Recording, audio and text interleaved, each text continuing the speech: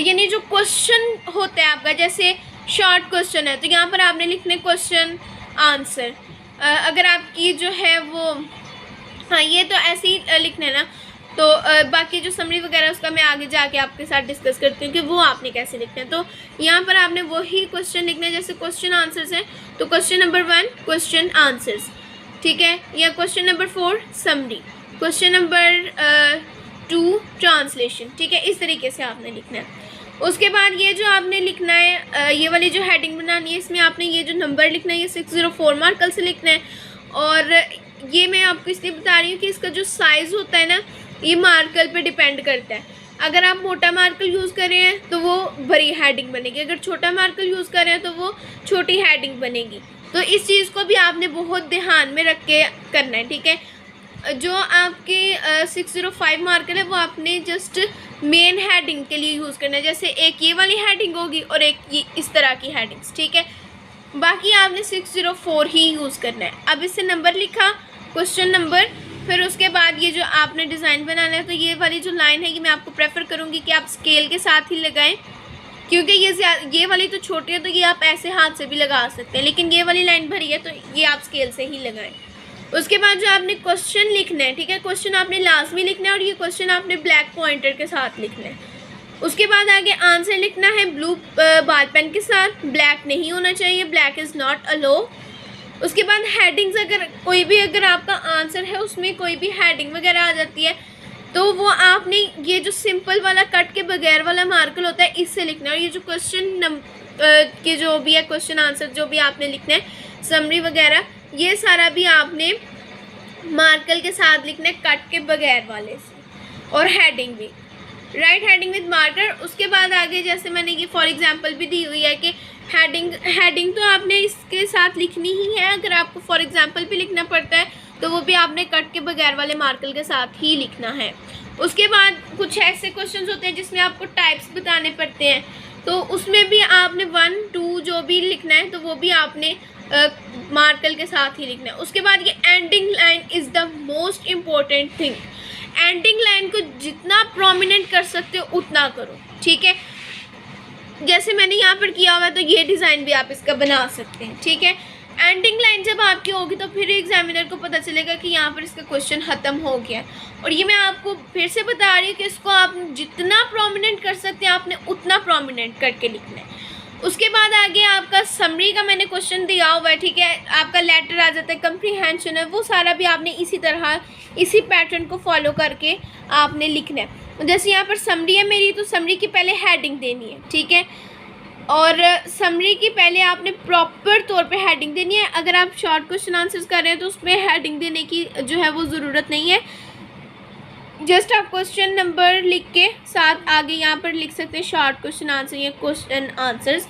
लेकिन अगर आप और कोई चीज़ कर रहे हैं, समरी कर रहे हैं, लॉन्ग क्वेश्चन कर रहे हैं, लेटर है, कंप्रीहेंशन है, तो फिर आपने ऊपर ये हेडिंग लाजमी देनी है और ये आपने 605 मार्कर से यूज़ कर लगानी है। और जब आपने 605 मार्कर यूज़ करना है तो उसकी ब्रैकेट्स और जो ये अंडरलाइन करना है ये भी आपने 605 के साथ ही करना है। अगर आप 604 के साथ करेंगे, ये मार्कर के नंबर होते हैं तो वो अच्छा नहीं लगेगा, हेडिंग जो है वो मोटी लगेगी और जो आपकी ब्रैकेट्स वगैरह जो डिज़ाइन बना रहे हैं वो पता लगेगा, तो वो इम्बैलेंस हो जाएगा आपका पेपर। उसके बाद आगे क्वेश्चन का नंबर लिखना है, जैसे समरी होती है आई थिंक क्वेश्चन नंबर 4 पे, तो ये मैंने ऐसे रैंडमली लिखा है। उसके बाद आपने हेडिंग देनी है यहाँ पर कट के बगैर वाले मार्कर से। ये क्वेश्चन नंबर जहाँ पर भी आपने क्वेश्चन नंबर लिखना है वो आपने 604 ब्लू मार्कर के साथ लिखना है। आगे ये जो आपने हेडिंग देनी है समराइज फॉलोइंग टॉपिक, ये आपकी समरी के लिए सेम रहेगी। समराइज फॉलोइंग टॉपिक ये आपने लाजमी हेडिंग दे के लिखना है और ये कट के बगैर वाले मार्कर के साथ लिखना है। और फिर आपको डैफोडिल्स क्या आती है, स्टॉपिंग बाय वुड्स क्या आती है, जिसकी भी आती है वो आपने लिखनी है 604 मार्कर के साथ और उसको इन्वर्टेड कॉमास में लिखना है।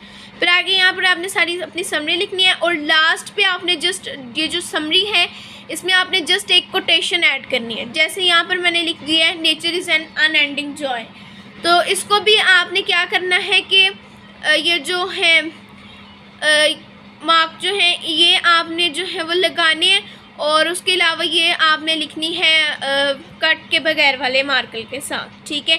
उसके बाद ये एंडिंग लाइन मस्ट है, हर क्वेश्चन के बाद, हर समरी के बाद, लेटर के बाद, हर चीज़ के बाद ये एंडिंग लाइन मस्ट है। जब भी आपकी कोई भी चीज़ ख़त्म होती है आपने ये लाजमी देनी है। उसके बाद आगे ये साइंस सब्जेक्ट की बात हो रही है, इसमें आपके पास होते हैं लॉन्ग क्वेश्चन, तो उसको आपने कैसे करना है प्रेजेंट वो बताऊंगी अब मैं। तो आपने यहाँ पर हेडिंग देनी है पहले लॉन्ग क्वेश्चन की, जैसे हमने पीछे दी थी समरी की, वैसे अब आपने देनी है लॉन्ग क्वेश्चन की। और फिर उसके बाद क्वेश्चन का नंबर लिखना है, जैसे क्वेश्चन नंबर 5 है, ये आपने लिखना है 604 मार्कर के साथ, और हेडिंग एज यूजुअल आपने 605 के साथ ही देनी है। उसके बाद जो भी आपका क्वेश्चन होगा वो आपने लिख लेना है, ठीक है। उसके बाद आगे ए लिखना है, यहाँ पर आपने क्वेश्चन लिखना है कि give extensive answer of this of the following question, ठीक है। उसके बाद कुछ क्वेश्चन ये मैंने इसलिए लिखा है कि कुछ क्वेश्चन ऐसे होते हैं जिसका सिर्फ एक ही पार्ट होता है, लेकिन कुछ लॉन्ग ऐसे होते हैं जिनके 2 पार्ट्स होते हैं। अगर आपका एक ही पार्ट है क्वेश्चन का तो आपने वो क्वेश्चन इधर मेंशन कर देना, ठीक है। लेकिन अगर आपके 2 पार्ट्स हैं, यहाँ पर एक चॉइस है, ठीक है। यानी कभी ऐसा होता है कि अगर आप ए बी पार्ट करेंगे तो आपका जो है वो कंप्लीट क्वेश्चन कंसीडर होगा। तो उस कंडीशन में आपने क्या करना है कि जस्ट क्वेश्चन नंबर 5 की हेडिंग देनी है, उसके बाद ए पे आ जाना है, इसको आपने कट कर देना है इस कंडीशन में कि अगर आपके 2 पार्ट है तो ए लिखना है, उसके साथ ब्रैकेट लगाने की ज़रूरत नहीं है because it's the sub heading, इसके साथ जस्ट एक लाइन लगा दें इसको प्रोमिनेंट करने के लिए। उसके बाद एंडिंग लाइन मस्ट है, आगे बी पार्ट, आगे अगर सी है तो वो भी आपने लिख लेना। न्यूमेरिकल के अक्सर होते हैं या मैथ के जो लॉन्ग क्वेश्चन होते हैं उसमें होते हैं। लेकिन अगर आपका सिर्फ